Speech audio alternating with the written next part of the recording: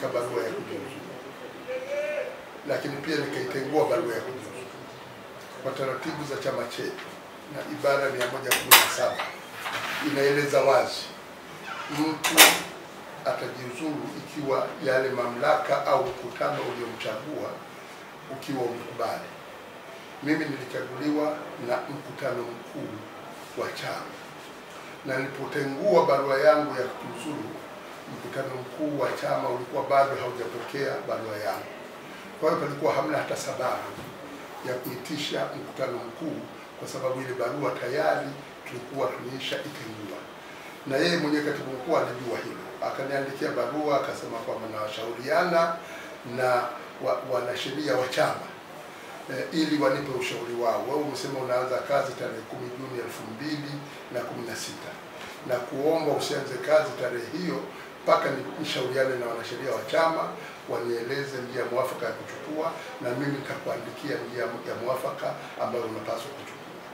Katibu mkuu hakuniandikia tena barua, badala yake wameitisha mkutano mkuu.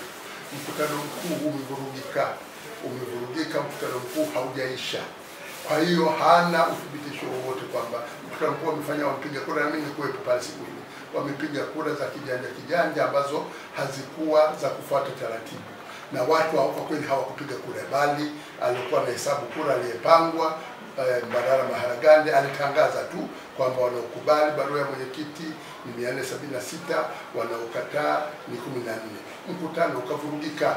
Hata katika vikao vya kawaida vya mikutano, kikao kinathibitika kwamba mambo yaliyoamuliwa kwenye mkutano ndiyo hayo, ni pale ambapo kile kikao kinathibitisha zile minutes za kikao kilichofanyika. Hilo lote halijafanyika na wamepeleka kesi mahakamani.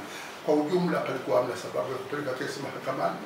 Mimi ndio mwenyekiti halali na ni mwenyekiti wa kuchaguliwa na wajumbe wa mkutano mkuu, sio kwamba tu nimewekwa hapa. Nimekuwa nachaguliwa kama mwenyekiti toka mwaka 1999 mpaka hivi sasa. Tatizo ni kwamba Maalim akipigiwa simu na wajumbe wa bodi ya wadhamini wa bara hapokei. Kama Peter Malebo akimpigia simu ya Peter Malebo haipokei.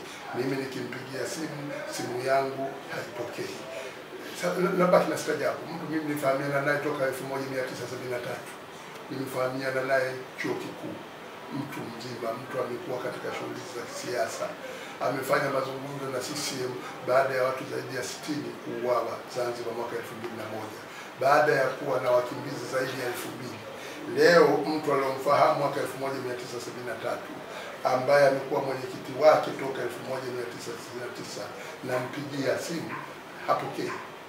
Sasa unajikuta kwamba hata siasa za namna gani ambazo anazozihitaji kufanya.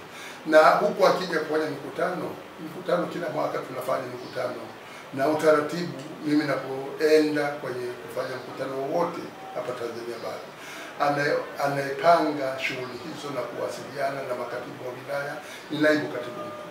Naibu katibu mkuu wetu hapa ni Magdalena Sakaya.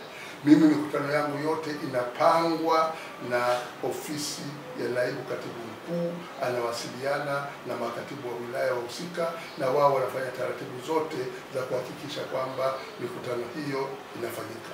Mahala ambapo hatujampata katibu wa wilaya ama hatujaweza kupanga mkutano kupitia kwa katibu wa wilaya, hatuendi katika maeneo hayo mpaka hapo ambapo tumepata uongozi na tumepanga huo mkutano husika.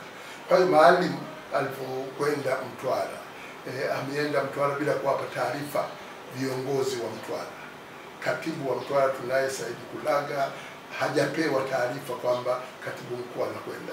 Huweza atakiwa katibu mkuu basi ukawa unafanya mambo kinyume cha taratibu za kila siku ambazo tunazozifuata.